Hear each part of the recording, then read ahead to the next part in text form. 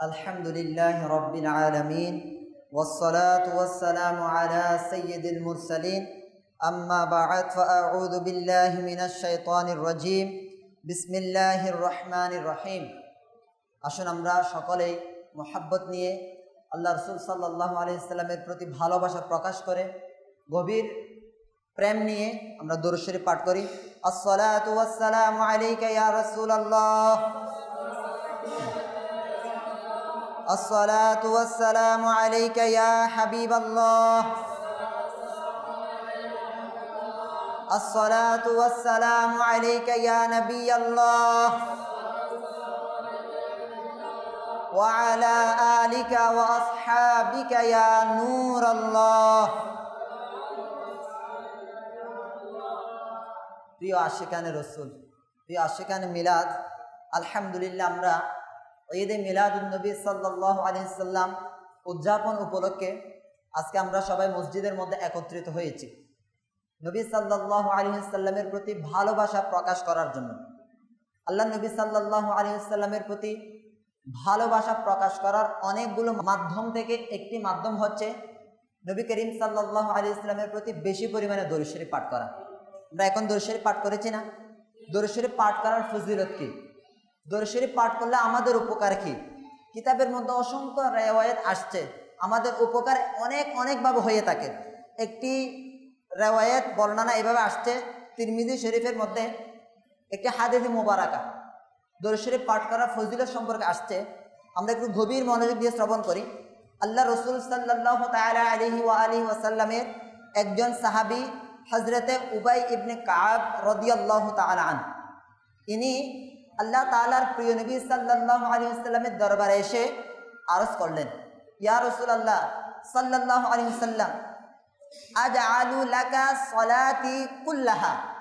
আল্লাহ রাসূল সাল্লাল্লাহু আলাইহি ওয়াসাল্লাম, আমি আমার নিজের সমস্ত সময় আপনি নবী সাল্লাল্লাহু আলাইহি ওয়াসাল্লামের উপর দরুদ শরীফ পাঠ করার মাধ্যমে ব্যয় করব। কতক্ষণ সময়? সব সময়, সমস্ত সময়গুলো আমার অন্যান্য জিকির আজকার, দোয়া দরুদ, দোয়া পাঠ করা, জিকির আজকার করাকে বাদ দিয়ে সমস্ত সময়গুলোকে আপনি নবী সাল্লাল্লাহু আলাইহি ওয়াসাল্লামের উপর দরুদ শরীফ পাঠ করতে থাকব। তখন এটা শুনে আমার নবী সাল্লাল্লাহু আলাইহি ওয়াসাল্লাম সুসংবাদ শোনালেন।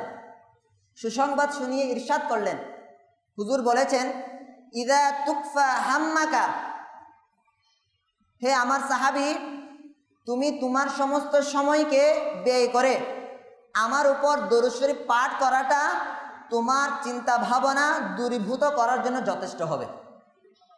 সব সময় ব্যয় করে আমার উপর দরুদ শরীফ পাঠ করাটা কি হবে? তোমার চিন্তা ভাবনা দূর করার জন্য এই দরুদ শরীফটাই যথেষ্ট হবে। বুঝা আসছে? এরপরে বলেন, এখানে শেষ হয় নাই। আল্লাহ নবী বলেছেন, ওয়ায়ুগফারু লাকা যামবুকা, আর তোমার গুনাহ ক্ষমা করে দেওয়া হবে। আমরা দরুদ শরীফ পাঠ করলে গুনাহ ক্ষমা হয়ে যাচ্ছে, সাথে সাথে আমার যত ধরনের চিন্তা আসতে পারে, মুসিবত পেরেশানগ্রস্ত হতে পারি, আল্লাহ নবী সাল্লাল্লাহু আলাইহি ওয়াসাল্লাম বলেছেন দরুদ শরীফ পাঠ করার মাধ্যমে আমার আপনার সব চিন্তা পেরেশান দূর হয়ে যাবে, গুনাহ ক্ষমা হয়ে যাবে। তো দরুদ শরীফ পাঠ করার দরকার আছে না? অন্যান্য সময় তো দরুদ শরীফ পাঠ করে, বিশেষ করে রবিউল আউয়াল মাসে। রবিউল আউয়াল মাসে, নবীর আগমনের মাসে হুজুর সাল্লাল্লাহু আলাইহি ওয়াসাল্লামের প্রতি ভালোবাসা প্রকাশ করার নিয়তে বেশি থেকে বেশি পরিমাণে দরুদ শরীফ পাঠ করা দরকার। বুঝা আসছে? কেননা আল্লাহ নবী সাল্লাল্লাহু আলাইহি ওয়াসাল্লাম, যিনি সবচেয়ে শ্রেষ্ঠ এবং সর্বশেষ নবী, ইনার প্রতি ভালোবাসা প্রকাশ করা ঈমানের মূল ভিত্তি। ইনার প্রতি ভালোবাসা রাখা ঈমানের মূল ভিত্তি। তার প্রতি ভালোবাসা রাখা ব্যতীত ঈমানে পূর্ণতা আসবে না। আপনার আমার ঈমান পরিপূর্ণ হবে না যতক্ষণ পর্যন্ত নবী সাল্লাল্লাহু আলাইহি ওয়াসাল্লামের প্রতি ভালোবাসা প্রকাশ করব না, ভালোবাসবো না নবীকে। তো একটি রিওয়ায়াতের মধ্যে, বর্ণনার মধ্যে আসছে, মান আহাব্বা শাইআন আকসারা মিন যিকরিহি, যে যাকে ভালোবাসে তার অধিক আলোচনা করে। বুঝা আসছে?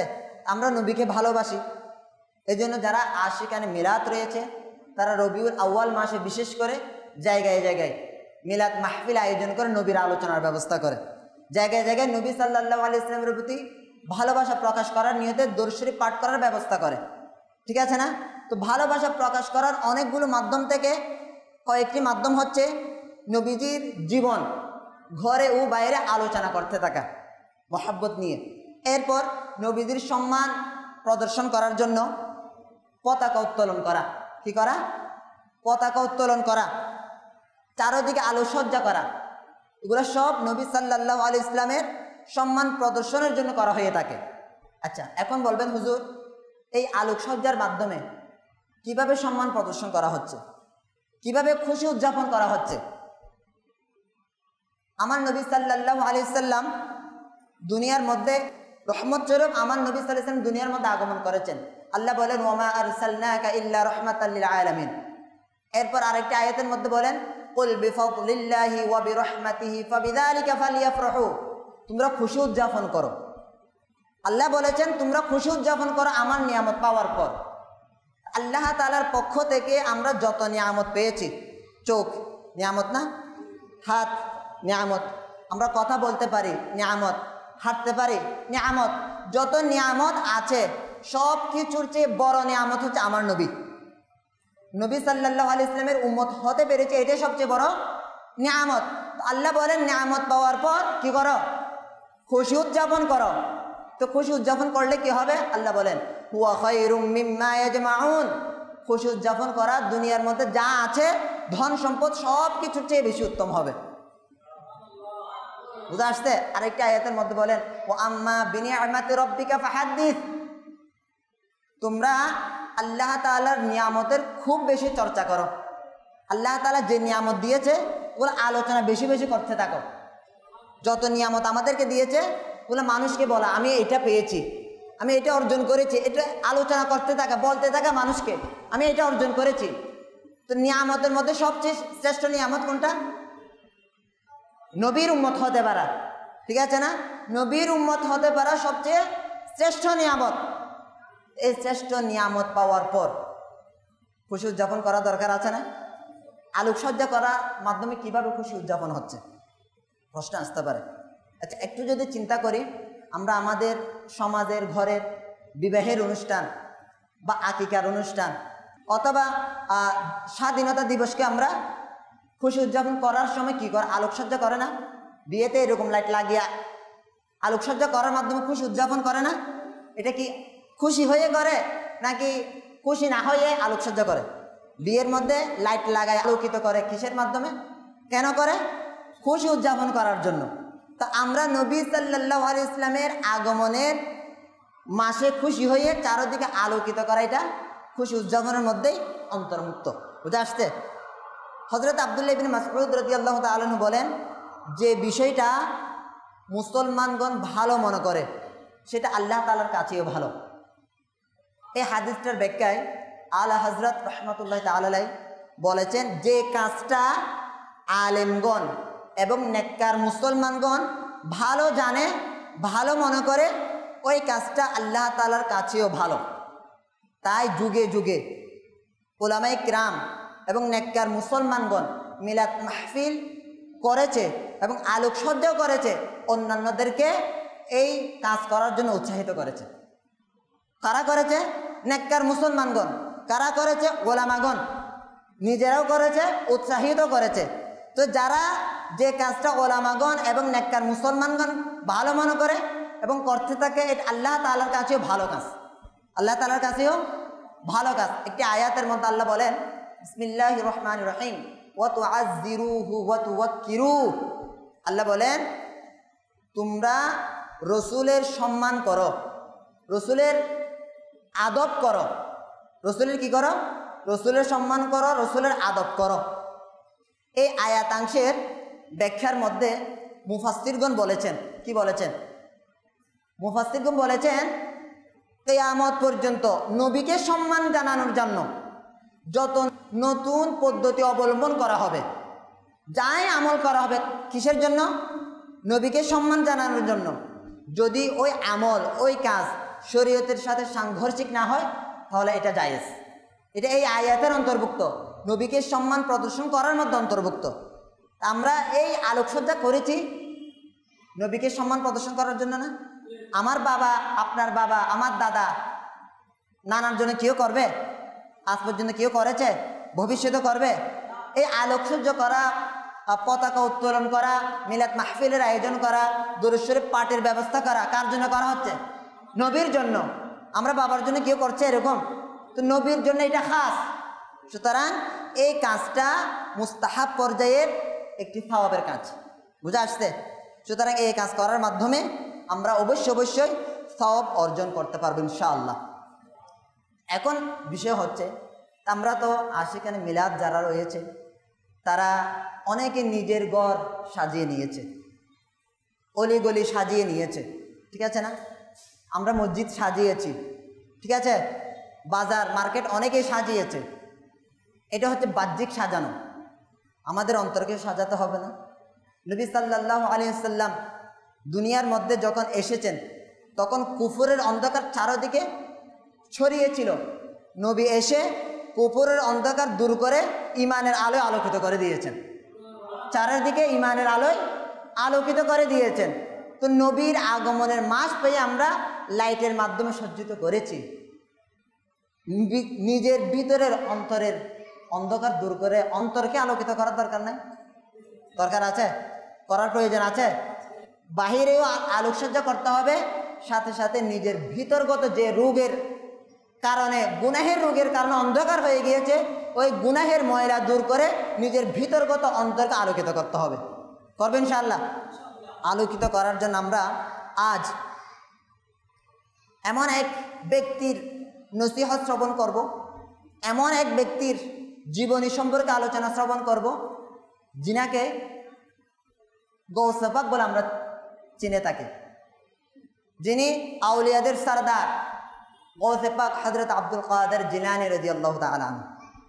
ইনার জীবনী থেকে আমরা কিছু শিক্ষণীয় তথ্য নিব এবং বাণী নিব, নসিহত নিব, এগুলো আমাদের জীবনের মধ্যে বাস্তবায়ন করার মাধ্যমে নিজের অন্তরের অন্ধকারকে দূর করে আলোকিত করার চেষ্টা করবেন ইনশাআল্লাহ।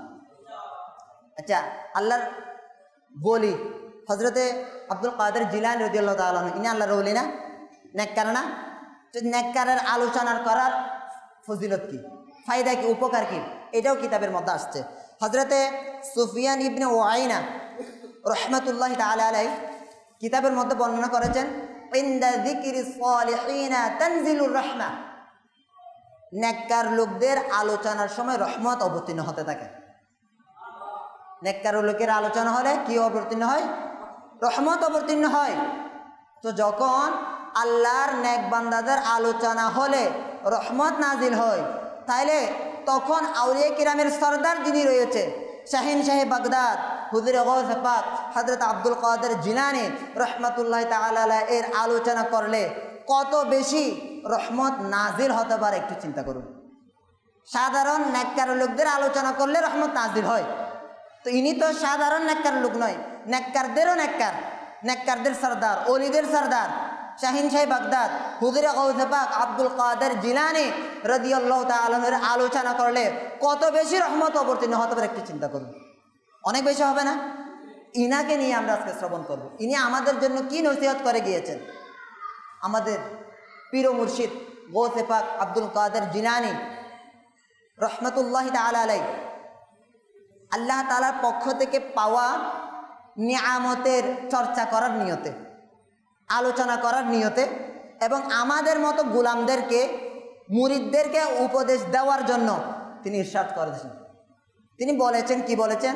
ইনার নিজের সম্পর্কে নিজে বলছেন, কি বলছেন শুনো, আমি 25 বছর ইরাকের মরুভূমির মধ্যে আল্লাহ তাআলার ইবাদত মধ্যেই মশগুল রয়েছি। কয় বছর?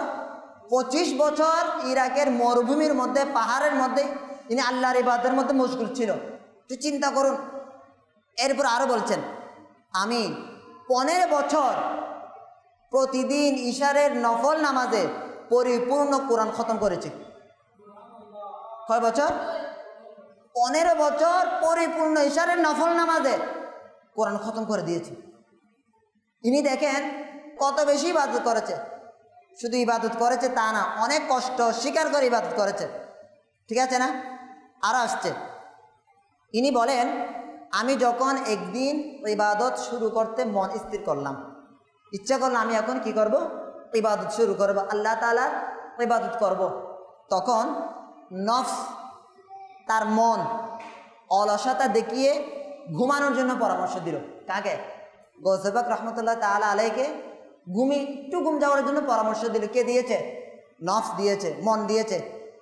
চিন্তা করেছে আমি এখন একটু কি করব, ইবাদত করব। তখন ইনার নফস বলছে এখন ইবাদত করিয়েন না, একটু বিশ্রাম নেন, একটু ঘুমিয়ে নেন।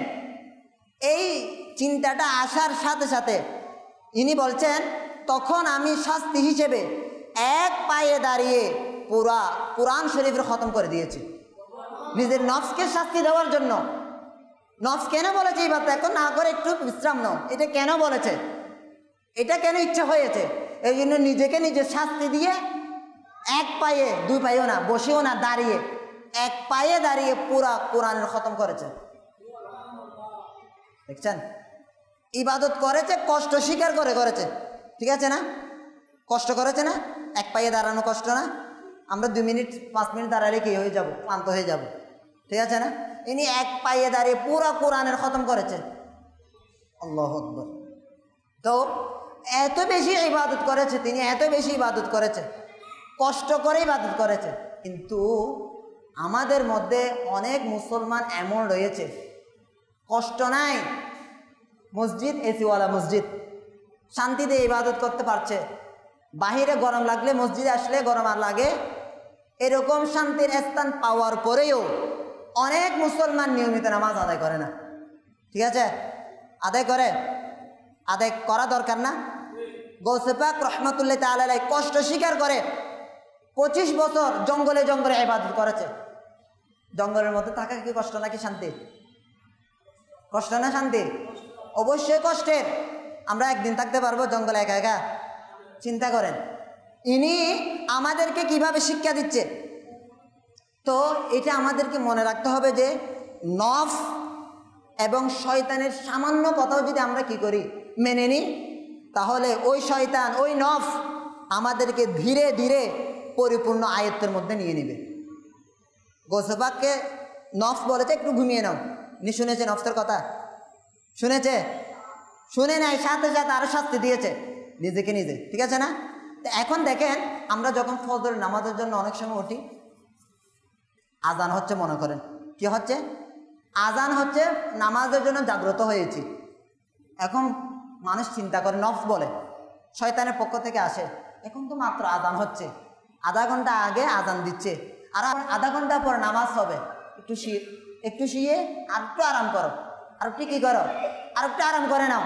এই শয়তান এটা দিয়েছে, শয়তানের ধোঁকায় পরে এটা মেনে নিয়েছে, শয়তানের ওয়াসওয়াসাটা, শয়তানের কথাটা, তো কথাটা মেনে নেওয়ার কারণে সে একটু বিশ্রাম করতে গিয়ে দেখা গেল যে ফজর নামাজ কাজা হয়ে গেল।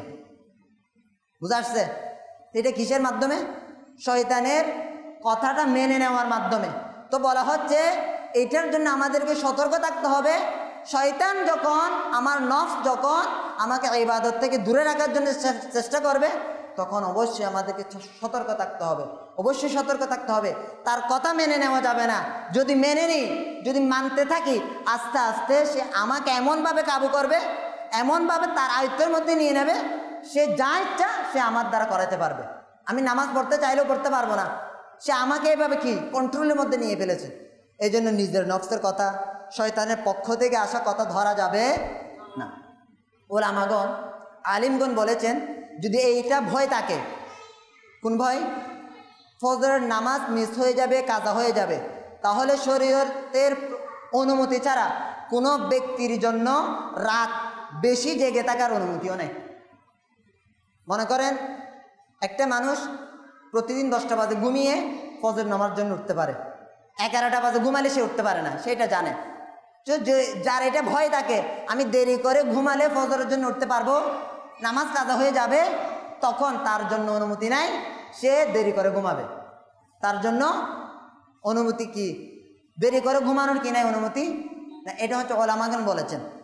আচ্ছা, গৌসে পাক রহমতুল্লাহ তাআলা আলাইহি আমাদেরকে এইটা বলার মাধ্যমে শিক্ষা দিচ্ছেন যে কিভাবে নফসকে নিয়ন্ত্রণ করতে হবে। ইনার নফস কীভাবে নিয়ন্ত্রণ করেছেন? বলেছেন আর একটু বিশ্রাম করেন। ইনি নফসকে বলেছে বিশ্রাম নয়, 2 পায়ে নয় 1 পায়ে দাঁড়িয়ে পুরো কোরআন পড়ব। নফসকে শাস্তি দিয়েছেন। আরও কি? ইবাদতে স্থির থাকার জন্য ঘুম, অলসতা আর শয়তানের কুমন্ত্রণা থেকে কিভাবে নিজেকে বাঁচাবে এটা আমাদেরকে প্র্যাকটিক্যাল শিখিয়ে দিয়েছেন। ঠিক আছে না? আরও কি? আমরা যারা গৌসে পাকের মুরিদ দাবি করি, প্রেমিক দাবি করি, আশিক দাবি করি, তাদের অন্তত বেশি ইবাদত না করলে তো অন্তত 5 ওয়াক্ত নামাজ তো পড়া দরকার। ঠিক আছে না?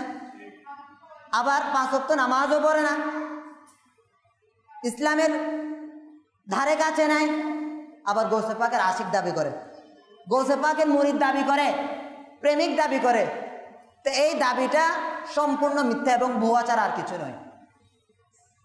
গৌসে পাকের যে সত্যিকারের মুরিদ হবে, প্রেমিক হবে, আশিক হবে, সে অন্তত বেশি থেকে বেশি পরিমাণে আমল করতে না পারুক, 5 ওয়াক্ত নামাজকে হেফাজত করবে। তাহলে তো প্রকৃত মুরিদের এটাই আনুগত্যের শিকার হবে। নামাজ পড়ি না, গৌসে পাককে ভালোবাসি, নামাজ পড়ি না, ইসলামের শরীয়তের পাবন নাই, ঠিক আছে, এগুলো করা যাবে? গৌসে পাকের মুরিদ হলে, প্রেমিক হলে অবশ্যই ইনার দেওয়া পথ মত অনুযায়ী নিজের জীবন সাজাতে হবে। ঠিক আছে না? কৌতুল কুলুব, কৌতুল কুলুব নামক কিতাবের মধ্যে আমাদের জন্য নসিহত করেছেন। এই 3টা বিষয় মুসলমানের মধ্যে অবশ্যই থাকা প্রয়োজন। কয়টা বিষয়? 3টা বিষয় অবশ্যই থাকা প্রয়োজন।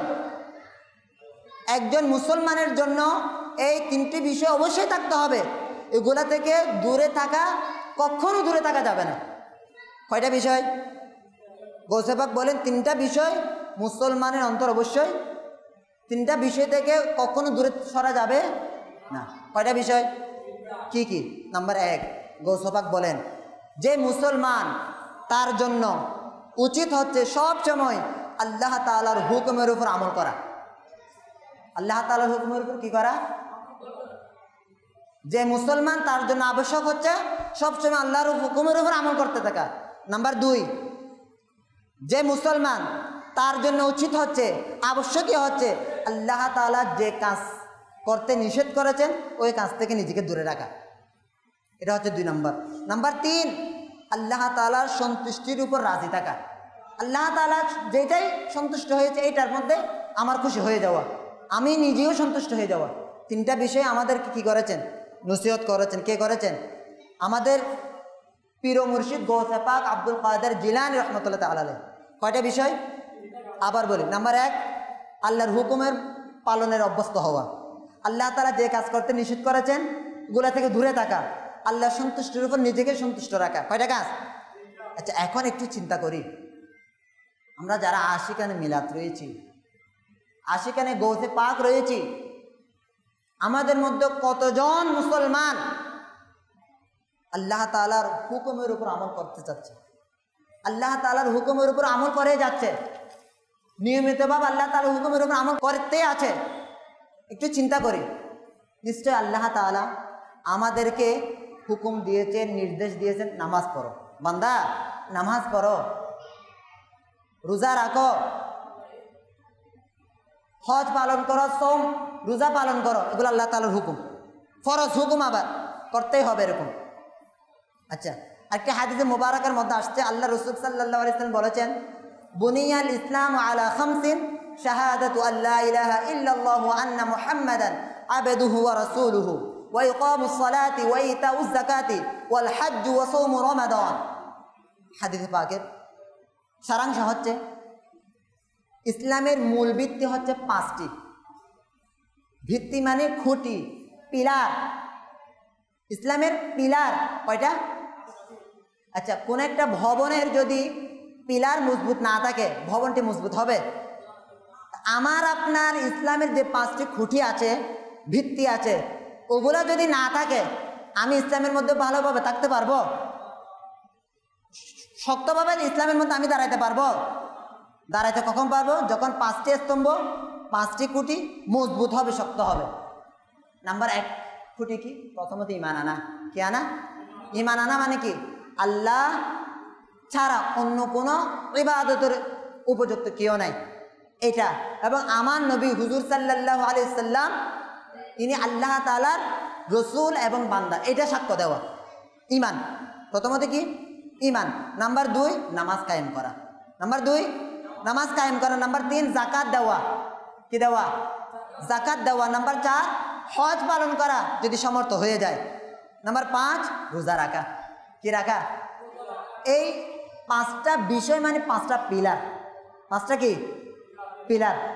এই একটি ভবনের 10টা পিলার থেকে 2টা পিলার যদি নষ্ট হয়ে যায়, একটা পিলারও যদি নষ্ট হয়ে যাওয়ার ভয় থাকে, পুরো ভবন নিয়ে চিন্তা হয়ে যায় না?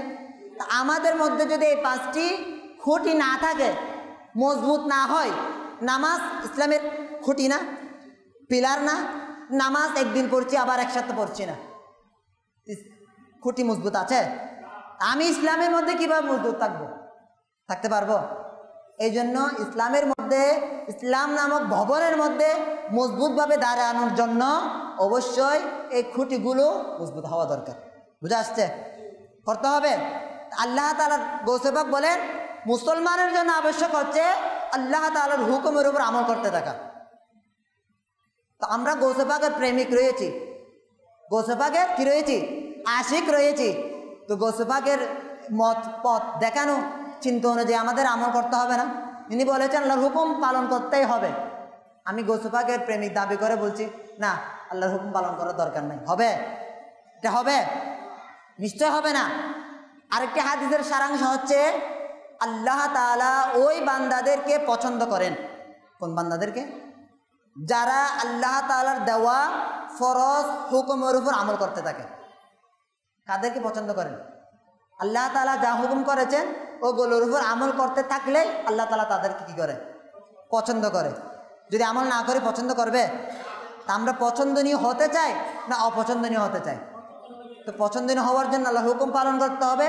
গৌসে পাক যে বলেছে আল্লাহর হুকুমের উপর আমল করতেই থাকতে হবে, এটা হচ্ছে মুসলমানের জন্য আবশ্যক। এটা আমাদের জন্য করা আবশ্যক। করতে হবে কিনা? আল্লাহর হুকুম পালন করব। নামাজ পড়তে হবে। মিলাদুন্নবীর মাস আসছে, আমি মিলাদুন্নবীর মাসের আগেও বেনামাজি ছিলাম, মিলাদুন্নবীর মাসেও বেনামাজি, মিলাদুন্নবীর মাস চলে গেছে তারপরে বেনামাজি। আমার উপকার কী হবে? কিছু পেয়েছি? যদি আমি বেনামাজি থেকে নামাজি হতে পারি, বদকার থেকে নেককার হতে পারি, এটি আমার জন্য উপকার। করবো ইনশাআল্লাহ চেষ্টা। নেককার হওয়ার জন্য চেষ্টা করব, নামাজি হওয়ার জন্য চেষ্টা করব। 2 নম্বর নসিহত কী ছিল গৌসে পাকের? 2 নম্বর নসিহত হচ্ছে আল্লাহ তাআলার নিষেধকৃত কাজ থেকে নিজেকে দূরে রাখা। আল্লাহ তাআলার নিষেধকৃত কাজ থেকে নিজেকে দূরে রাখা, এটা মুসলমানের জন্য আবশ্যক। কে বলেছে? গৌসে পাক রহমতুল্লাহ তাআলা বলেছেন। তো এই বিষয়ের প্রতি এই নসিহত যদি আমাদের জীবনের মধ্যে বাস্তবিক পক্ষে বাস্তবায়ন করতে পারে তাহলে অনেক বেশি উত্তম হবে। অনেক বেশি কি হবে? যদি আমরা আল্লাহ তাআলার নিষেধকৃত সকল কাজ থেকে নিজেকে বাঁচাইতে পারি, এটা অনেক বেশি উত্তম হবে। আল্লাহ তাআলার রসুল হুজুর সাল্লাল্লাহু তাআলা আলাইহি ওয়াসাল্লাম ইরশাদ করেছেন, আল্লাহ তাআলার ওলিরা হলেন সেই ব্যক্তি যারা নামাজ কায়েম করে, রমজানের রোজা রাখে, আল্লাহ তাআলার নিষেধকৃত কবিরা গুনাহ থেকে বেঁচে থাকে, তারা হচ্ছে আল্লাহর ওলি। এটা কে বলেছেন? আমাদের প্রিয় নবী সাল্লাল্লাহু আলাইহি ওয়াসাল্লাম বলেছেন আল্লাহর ওলি হচ্ছেন তারা। কারা? নবী বলছেন যারা নামাজ কায়েম করে, রমজানের রোজা রাখে এবং সওয়াব পাওয়ার জন্য যাকাত আদায় করে, আর আল্লাহ তাআলার নিষেধকৃত কাজ থেকে নিজেকে বাঁচায়। এরা হচ্ছে কি আল্লাহর ওলি, আল্লাহর নেক বান্দা। তো এইগুলা যার মধ্যে থাকবে না সে আল্লাহর ওলিও হতে পারবে না। হতে পারবে? আল্লাহর ওলি হওয়ার জন্য এগুলো অবশ্যই তার মধ্যে থাকতে হবে। আরেকটি কিতাবের মধ্যে আসছে আল্লাহর নিষেধকৃত বিষয় থেকে বিন্দু পরিমাণে বেঁচে থাকা, এটা জিন ও মানুষের ইবাদত করার চেয়ে উত্তম। বিন্দু পরিমাণ বেঁচে থাকার কথা বলা হচ্ছে। গুনাহ থেকে বাঁচাটা জিন এবং মানুষের অন্যান্য ইবাদত করার চেয়ে বেশি উত্তম। এর মানে কি? এর অর্থ হচ্ছে 1000 রাকাত নফল নামাজ পড়ার তুলনায় একজন মুসলমানকে কষ্ট না দেওয়া উত্তম বেশি। আপনি হাজার হাজার নফল নামাজ পড়েছেন, কোরআন তেলাওয়াতের করতে আছেন, খতম দিতে আছেন, দরুদ শরীফ পড়তে আছেন, আবার মুসলমানকে কষ্ট দিচ্ছেন, এটা উত্তম নয়। এটা কি নয়? উত্তম হচ্ছে মুসলমানকে কষ্ট না দিয়ে নিজেকে বাঁচানো। যদিও আপনি 1000 রাকাত নফল নামাজ পড়েন নাই, তাহলে মুসলমানকে কষ্ট না দেওয়া, নিষেধকৃত কাজ থেকে নিজেকে বাঁচানো, এটা বেশি উত্তম। বুঝতে পেরেছেন? হ্যাঁ, আরও কি, আরও একটু উদাহরণ বলা হচ্ছে, একবার গীবত করা থেকে বেঁচে থাকা জিন ও মানুষের অন্যান্য ইবাদতের চেয়ে বেশি উত্তম। অনেক সমাজের মাধ্যমে মানুষ দেখা যায় 5 ওয়াক্ত নামাজ জামাতে, নফল নামাজ আছে, কোরআন তেলাওয়াত আছে, আবার এগুলো শেষ করে যখন দোকানে যায়, বন্ধুদের আড্ডার মধ্যে যায়, আরেক বন্ধুর গীবত করে। এটা হবে? তো বলা হচ্ছে একজন মানুষের গীবত করা থেকে বাঁচা জিন এবং মানুষের অন্যান্য যত ইবাদত আছে এগুলোর চেয়ে বেশি উত্তম হচ্ছে গীবত করাতে নিজেকে বাঁচানো। বুঝা আসছে? তো এই জন্য ইবাদত করে উপকার অর্জন করা অবশ্যই গুরুত্বপূর্ণ। ইবাদত করার মাধ্যমে, দান সদকা করার মাধ্যমে, নফল নামাজ পড়ার মাধ্যমে, কোরআন তেলাওয়াত করার মাধ্যমে উপকার অর্জন করা, সওয়াব অর্জন করা, এটা অবশ্যই গুরুত্বপূর্ণ। কিন্তু গুনাহ না করে নিজের ক্ষতি করা থেকে বেঁচে থাকা আরও বেশি গুরুত্বপূর্ণ। গুনাহ না করে নিজেকে, গুনাহগার হওয়া থেকে নিজেকে বাঁচিয়ে রাখা, এটা আরও বেশি গুরুত্বপূর্ণ। এই জন্য আমাদের উচিত কখনো গুনাহ না করা। কখনো কি করা? গুনাহ না করা। আল্লাহ তাআলা যে কাজ নিষেধ করেছেন ওই কাজ না করা। আল্লাহ তাআলা বলেছেন মুসলমানকে কষ্ট দিও, ভাইয়ের সম্পদ আত্মসাৎ করে খেয়ে ফেলিও, এতিমের সম্পদ খেয়েও। যদি আমরা এগুলোর মধ্যে লেগে যাই, এদিকে ভালো ভালো কাজের মধ্যেও আছে, কোনো উপকার আসবে? যদিও বেশি আমল করতে না পারি, কিন্তু অন্তত কি করতে হবে? গুনাহের কাজ থেকে, আল্লাহ তাআলার নিষেধকৃত কাজ থেকে নিজেকে বাঁচাতে হবে। বাঁচালে ফজিলত কি? আরেকটি শুনি। হযরত আল্লামা আহমদ সাবি রহমাতুল্লাহ তাআলা বলেন, যে ব্যক্তি আল্লাহর হুকুম মানবে, 2 নিষেধকৃত কাজ থেকে নিজেকে দূরে রাখবে, 3 নেক কাজ করবে এবং মানুষকে আল্লাহর পথে আহ্বান করবে। বলা হচ্ছে তাহলে মানুষ তার কথা ভালোভাবে শুনবে, তার কথাটা মানুষের অন্তরে ভালোভাবে বিস্তার করবে, তার কথার মাধ্যমে মানুষ নেককার হয়ে যাবে, গুনাহ ছেড়ে যাবে, তার কথার মাধ্যমে বেনামাজি নামাজি হয়ে যাবে। কার কথা? যে আল্লাহ তাআলার হুকুম মানে, আল্লাহ তাআলার নিষেধকৃত কাজ থেকে নিজেকে কি করে? দূরে রাখে। এরকম নিজেকে দূরে রাখার পর যদি মানুষকে সে আল্লাহর পথে আহ্বান করে, তবে সে তাড়াতাড়ি আল্লাহ তাআলার পথে চলে আসবে। আর যদি নিজেকে গুনাহের মধ্যে জড়িয়ে রেখেছি, আমার ভাইকে চাচ্ছে আমি ভালো বানানোর জন্য, বানাতে পারবো? এটা আসর হবে না, বিস্তার, আমার কথাটা তার অন্তরের মধ্যে বিস্তার। তো কিতাবের মধ্যে বলা হচ্ছে আপনি যদি গুনাহ থেকে নিজেকে বাঁচান, আল্লাহর হুকুম মানতে থাকেন, এরপর আপনার ভাইকে আল্লাহর পথে আনার জন্য আহ্বান করেন, ডাক দেন, তাহলে আল্লাহ তাআলার দয়ায় সে আল্লাহর পথে চলে আসবে। বেনামাজি হলে নামাজি হয়ে যাবে, গুনাহগার হলে গুনাহ ছেড়ে দিবে। বুঝে আসছে? তো নিজের নেককার হওয়ার কত গুরুত্বপূর্ণ দেখেন। নিজে যদি নেককার হয়ে যায়, আমার ভাইকে সহজে কি নেককার বানাতে। এখন আমি নিজে নেককার নাই, আমার ছেলেকে চাচ্ছি নামাজি বানানোর জন্য, আমি নামাজ পড়ি না, আমি চাই আমার ছেলেকে বলছি নামাজ পড়ো, তো ছেলে বাবার কথা শুনে না। না শোনার পেছনে এটা কারণ একটা হতে পারে, আমি নিজে পড়ছি না। আমি যদি নিজে নেককার হয়ে ছেলেকে বলি বাবা নামাজ পড়ো, তাই কিতাবের মধ্যে বলা হচ্ছে আপনি বলেছেন যে বাবা নামাজ পড়ো, তাহলে আপনার কথার ওই প্রভাব তার অন্তর মধ্যে পড়বে, সাথে সাথে সে নামাজ পড়ার জন্য চলে আসবে। বুঝে আসছে? বুঝে আসছে? তো এই জন্য আমাদের কি করতে হবে? গৌসে পাকের দ্বিতীয় নসিহত। কয় নম্বর নসিহত? দ্বিতীয় নসিহত হচ্ছে নিজেকে গুনাহের কাছ থেকে, আল্লাহর নিষেধকৃত কাজ থেকে রক্ষা করা। নাম্বার 3 হচ্ছে আল্লাহ তাআলার সন্তুষ্টিতে নিজেকে সন্তুষ্ট রাখা, নিজে হাসি খুশিতে থাকা। কিসের মধ্যে? আল্লাহর সন্তুষ্টির মধ্যে। এখন অনেকে চিন্তা করে আমার ধন সম্পদ কম, এই ধন সম্পদ কমটা কিভাবে হয়েছে? আল্লাহর পক্ষ থেকে আসছে না। এখন আমি ধন সম্পদ কমে হওয়ার কারণে কি করছি? ধন সম্পদ বাড়ানোর জন্য চুরির মধ্যে লেগে গিয়েছি, ডাকাতির মধ্যে লেগে গিয়েছি, অপরের ধন সম্পদ অন্যভাবে নিয়ে নেওয়ার মধ্যে লেগে গিয়েছি। এখন কি নিজেকে আল্লাহর সন্তুষ্টির মধ্যে সন্তুষ্ট রেখেছি? আল্লাহর সন্তুষ্টির মধ্যে নিজে সন্তুষ্ট হয়েছি? নিশ্চয় হয় নাই, নিশ্চয় কি হয় নাই, হয় না। আচ্ছা, অনেক সময় দেখা যায় যার মধ্যে আল্লাহ তাআলা সন্তুষ্ট নাই, তার চেয়ে বেশি বড় নিয়ামত কোনো বেশি কিছু যদি অন্য কোনো ব্যক্তি অর্জন করে নাই, তখন সে তাকে হিংসা করতে থাকে। হিংসা করে না? সে আমার সাথে লেখাপড়া করেছে, আমরা একই ধরনের মানুষ, কিন্তু সে আজকে অনেক সম্মানের দিয়ে অনেক দূরে চলে গেছে, ধন সম্পদের দিক দিয়ে আমার থেকে অনেক বেশি ধন সম্পদের মালিক হয়ে গিয়েছে।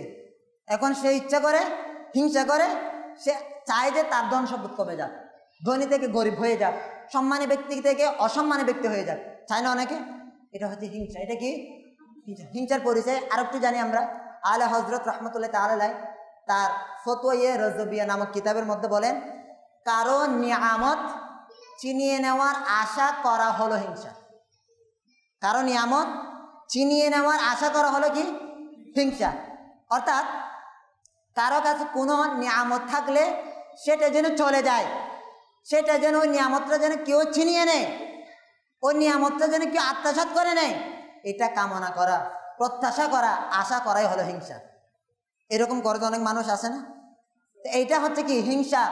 যেমন আরও উদাহরণ কিতাবের মধ্যে আসছে, কারো খ্যাতি বা সম্মানের প্রতি ঘৃণার অনুভূতি নিয়ে এই আকাঙ্ক্ষা করা যে সে যেন কোনোভাবে অপদস্থ হয়ে যায়, সম্মানী ব্যক্তি কোনোভাবে যেন অসম্মানী হয়ে যায়, তার যেন অসম্মান হয়ে যায়, এটা আশা করা। অথবা কোনো একজন ব্যক্তি ভালো লেখাপড়া করে, মেধাবী ছাত্র, আর তার ক্লাসমেট চাই যে সে দুর্বল ছাত্র হয়ে যাক, তার মেধা কমে যাক, তার মুখস্থ শক্তি কমে যাক, এটা হচ্ছে হিংসা। এটা কি?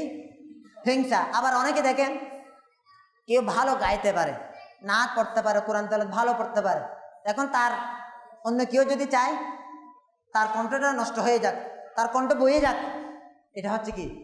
হিংসা। তো কিতাবের মধ্যে বলা হচ্ছে এই হিংসা করা এটা হচ্ছে হারাম, আর হিংসা জাহান্নামে নিয়ে যাওয়ার মতো একটা কাজ। হিংসা করলে জাহান্নামে নিয়ে যাওয়ার মতো কাজের মধ্যে অন্তর্ভুক্ত।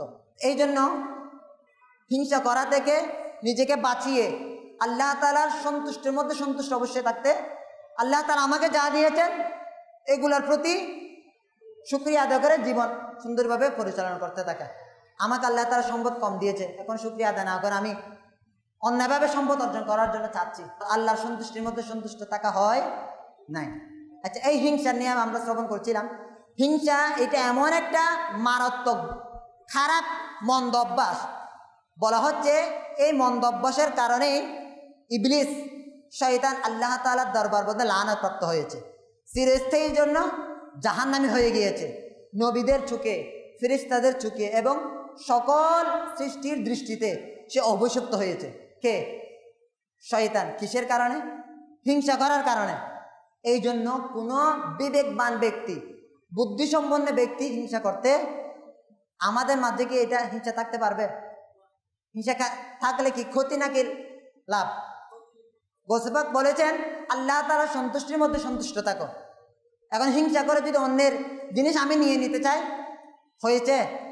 এরকম করা যাবে না। তা গৌসে পাক আরো বলেন, কি বলেন? আল্লাহর বান্দাগণ নিজেকে অন্যের প্রতি হিংসা করা থেকে বাঁচাও, কেননা এটা অনেক বড় মন্দ কাজ। এই মন্দ কাজের কারণে শয়তান বরবাদ হয়েছে, শয়তান ধ্বংস হয়েছে, শয়তান চিরস্থায়ী জাহান্নামী হয়ে গিয়েছে। কিসের কারণে? হিংসা করার কারণে। ইনি আরো বলেন, গৌসে পাক রহমতুল্লাহ তাআলা আরো বলেন, আল্লাহ তাআলার বান্দারা তোমরা ভালো করে শোনো, তোমরা কি শোনো নাই? আল্লাহ তাআলা কোরআনুল কারীমের 5 নম্বর পারার সূরা নিসার 54 নম্বর আয়াতের মধ্যে ইরশাদ করেছেন। কি ইরশাদ করেছেন? বিসমিল্লাহির রহমানির রহিম, আম ইয়াহসুদুনান নাসা আলা মা আতাহুমুল্লাহু মিন ফাদলিহ। অর্থাৎ মানুষের প্রতি বিদ্বেষ পোষণ করে সেটারই উপর যা আল্লাহ তাআলা নিজ অনুগ্রহ করে দিয়েছেন। কোরআন আয়াতের মধ্যে বলা হচ্ছে মানুষ বিদ্বেষ করে, হিংসা করে ওই নিয়ামতের উপর যে নিয়ামতটা আল্লাহ তাআলা তাকে দিয়েছেন।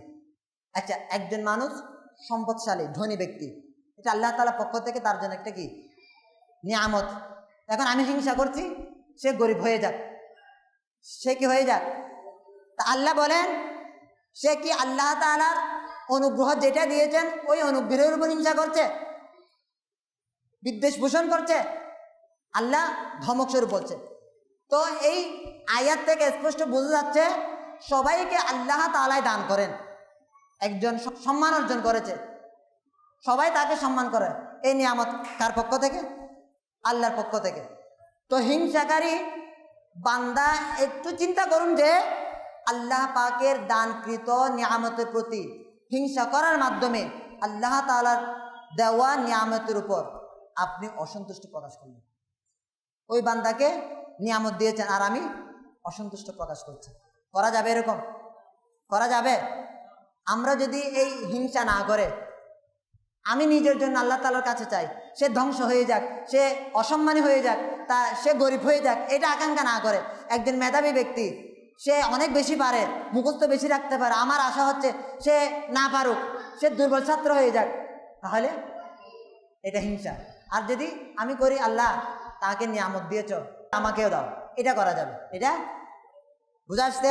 তো গৌস পাক রহমতুল্লাহ তাআলা আলাইহির নসিহত কয়টা নসিহত?